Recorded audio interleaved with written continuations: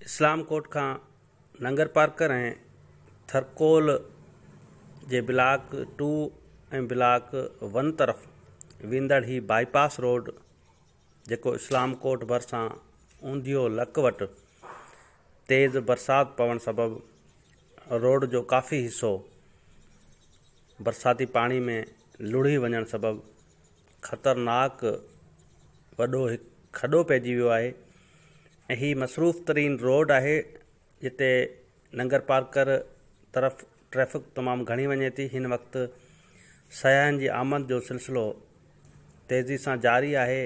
लखनि जे तइदाद में सयाह इन रोड तां नंगर पार्कर तरफ़ घुमण वञनि था ऐं ही रोड जी साइड ते इंतिहाई ख़तरनाक खॾो आहे जेको राति वक़्तु तोड़े ॾींहं में अणवाक़ुफ़ ईंदड़ गाॾियुनि जा ड्राइवर कंहिं बि वक़्तु ख़ौफ़नाक हादसे जो सबबु बणिजी सघनि था। इंतिज़ामिया जी लापरवाही सबबि ही रोड हिन वक़्तु नज़र ईंदड़ ही ख़तरनाक खॾो कंहिं बि वक़्तु जानी नुक़सान करे सघे थो।